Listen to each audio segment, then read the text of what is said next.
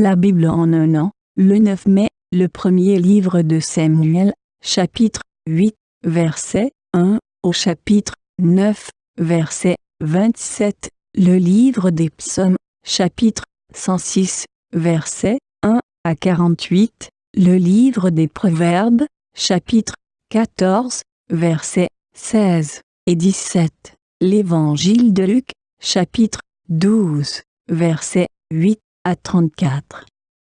Le premier livre de Samuel, chapitre 8. Lorsque Samuel devint vieux, il établit ses fils juges sur Israël. Son fils premier-né se nommait Joël et le second Abijah. Ils étaient juges à Beer-Shéba. Les fils de Samuel ne marchèrent point sur ses traces. Ils se livraient à la cupidité, recevaient des présents et violaient la justice. Tous les anciens d'Israël s'assemblèrent et vinrent auprès de Samuel à Rama. Ils lui dirent : « Voici, tu es vieux et tes fils ne marchent point sur tes traces. Maintenant, établis sur nous un roi pour nous juger, comme il y en a chez toutes les nations. » Samuel vit avec déplaisir qu'il disait : « Donne-nous un roi pour nous juger. » Et Samuel pria l'Éternel. L'Éternel dit à Samuel : « Écoute la voix du peuple dans tout ce qu'il te dira. Car ce n'est pas toi qu'il rejette, c'est moi qu'il rejette, afin que je ne règne plus sur eux. Ils agissent à ton égard comme ils ont toujours agi depuis que je les ai fait monter d'Égypte jusqu'à ce jour. Ils m'ont abandonné pour servir d'autres dieux. Écoute donc leur voix, mais donne-leur des avertissements, et fais-leur connaître le droit du roi qui régnera sur eux. » Samuel rapporta toutes les paroles de l'Éternel au peuple qui lui demandait un roi. Il dit : « Voici quel sera le droit du roi qui régnera sur vous.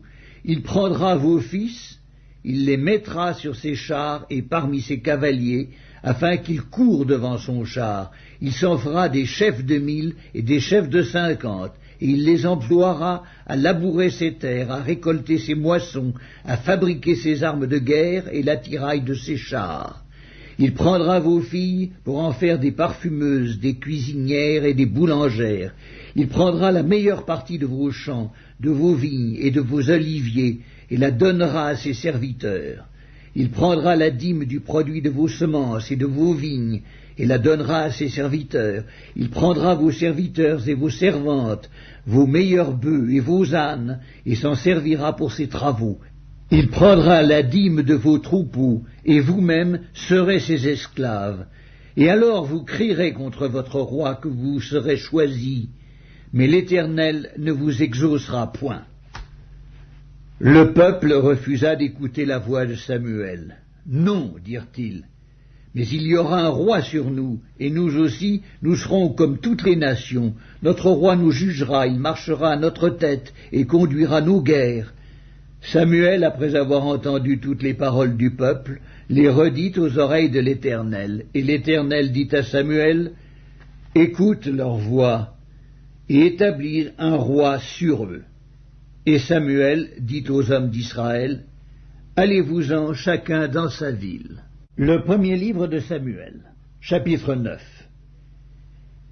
Il y avait un homme de Benjamin nommé Kis, fils d'Abiel, fils de Séror, fils de Bécorath, fils d'Apiac, fils d'un Benjamite. C'était un homme fort et vaillant. Il avait un fils du nom de Saül, jeune et beau, plus beau qu'aucun des enfants d'Israël, et les dépassant tous de la tête. Les ânesse de Kis, père de Saül, s'égarèrent. Et Kis dit à Saül, son fils : « Prends avec toi l'un des serviteurs, lève-toi, va et cherche les ânesses. » Il passa par la montagne d'Éphraïm et traversa le pays de Shalisha sans les trouver. Ils passèrent par le pays de Shaalim, et elles n'y étaient pas. Ils parcoururent le pays de Benjamin, et ils ne les trouvèrent pas. Ils étaient arrivés dans le pays de Tsuf, lorsque Saül dit à son serviteur qui l'accompagnait : « Viens, retournons, de peur que mon père, oubliant les ânesses, ne soit en peine de nous. » Le serviteur lui dit : « Voici, il y a dans cette ville un homme de Dieu, et c'est un homme considéré. Tout ce qu'il dit ne manque pas d'arriver. Allons-y donc, peut-être nous fera-t-il connaître le chemin que nous devons prendre. » Saül dit à son serviteur, « Mais si nous y allons, que porterons-nous à l'homme de Dieu? Car il n'y a plus de provisions dans nos sacs, et nous n'avons aucun présent à offrir à l'homme de Dieu. Qu'est-ce que nous avons ?» Le serviteur reprit la parole et dit à Saül, « Voici, j'ai sur moi le quart d'un sicle d'argent. Je le donnerai à l'homme de Dieu, et il nous indiquera notre chemin. » Autrefois, en Israël, quand on allait consulter Dieu, on disait « Venez et allons au voyant », car celui qu'on appelle aujourd'hui le prophète s'appelait autrefois le voyant. Saül dit à son serviteur, « Tu as raison, viens, allons. » Et ils se rendirent à la ville où était l'homme de Dieu. Comme ils montaient à la ville, ils rencontrèrent des jeunes filles sorties pour puiser de l'eau, et ils leur dirent, « Le voyant est-il ici ?»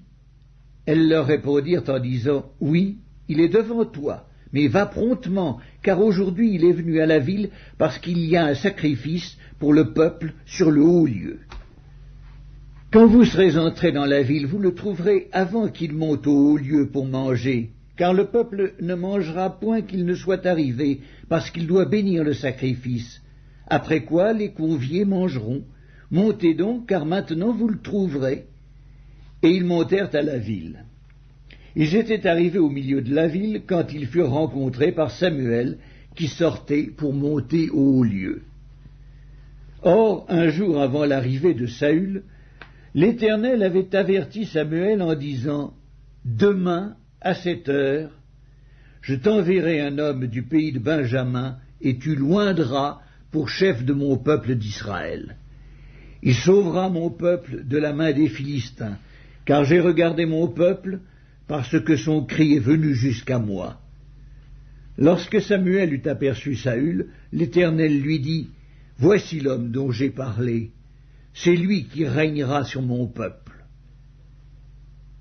Saül s'approcha de Samuel au milieu de la porte et dit, « Indique-moi, je te prie, où est la maison du voyant. » Samuel répondit à Saül, « C'est moi qui suis le voyant. Monte devant moi au haut lieu, et vous mangerez aujourd'hui avec moi. Je te laisserai partir demain, et je te dirai tout ce qui se passe dans ton cœur. Ne t'inquiète pas des ânesses que tu as perdues il y a 3 jours, car elles sont retrouvées. Et pour qui est réservé tout ce qu'il y a de précieux en Israël? N'est-ce pas pour toi et pour toute la maison de ton père? » Saül répondit, « Ne suis-je pas benjamite de l'une des plus petites tribus d'Israël? Et ma famille n'est-elle pas la moindre de toutes les familles de la tribu de Benjamin? Pourquoi donc me parles-tu de la sorte? » Samuel prit Saül et son serviteur, les fit entrer dans la salle et leur donna une place à la tête des conviés, qui étaient environ 30 hommes. Samuel dit au cuisinier, « Sers la portion que je t'ai donnée en te disant, mets-la à part. » Le cuisinier donna l'épaule et ce qui l'entoure, et il la servit à Saül. Et Samuel dit, « Voici ce qui a été réservé, mets-le devant toi et mange, car on l'a gardé pour toi lorsque j'ai convié le peuple. » Ainsi Saül mangea avec Samuel ce jour-là. Ils descendirent du haut lieu à la ville, et Samuel s'entretint avec Saül sur le toit. Puis ils se levèrent de bon matin, et dès l'aurore, Samuel appela Saül sur le toit et dit, « Viens, et je te laisserai partir. » Saül se leva, et ils sortirent tous deux, lui et Samuel. Quand ils furent descendus à l'extrémité de la ville, Samuel dit à Saül, « Dis à ton serviteur de passer devant nous. » Et le serviteur passa devant. « Arrête-toi maintenant, reprit Samuel, et je te ferai entendre la parole de Dieu. » Psaume 106. Louez l'Éternel, car il est bon, car sa miséricorde durera toujours. Qui dira les hauts faits de l'Éternel? Qui publiera toute sa louange? Heureux ceux qui observent la loi, qui pratiquent la justice en tout temps. Éternel, souviens-toi de moi dans ta bienveillance pour ton peuple. Souviens-toi de moi en lui accordant ton secours, afin que je voie le bonheur de tes élus, que je me réjouisse de la joie de ton peuple, et que je me glorifie avec ton héritage. Nous avons péché comme nos pères, nous avons commis l'iniquité, nous avons fait le mal. Nos pères en Égypte ne furent pas attentifs à tes miracles, ils ne se rappelèrent pas la multitude de tes grâces, ils furent rebelles près de la mer Rouge, mais il les sauva à cause de son nom, pour manifester sa puissance. Il menaça la mer Rouge, et elle se dessécha, et il les fit marcher à travers les abîmes comme dans un désert. Il les sauva de la main de celui qui les haïssait, il les délivra de la main de l'ennemi. Les eaux couvrirent leurs adversaires, il n'en resta pas un seul, et ils crurent à ses paroles, ils chantèrent ses louanges. Mais ils oublièrent bientôt ses œuvres, ils n'attendirent pas l'exécution de ses desseins. Ils furent saisis de convoitise dans le désert, et ils tentèrent Dieu dans la solitude. Il leur accorda ce qu'ils demandaient, puis il envoya le dépérissement dans leur corps.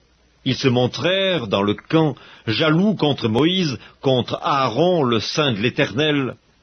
La terre s'ouvrit et engloutit Dathan, et elle se referma sur la troupe d'Abiram. Le feu embrasa leurs troupes, la flamme consuma les méchants. Ils firent un veau en Horeb, ils se prosternèrent devant une image de fonte, ils échangèrent leur gloire contre la figure d'un bœuf qui mange l'herbe.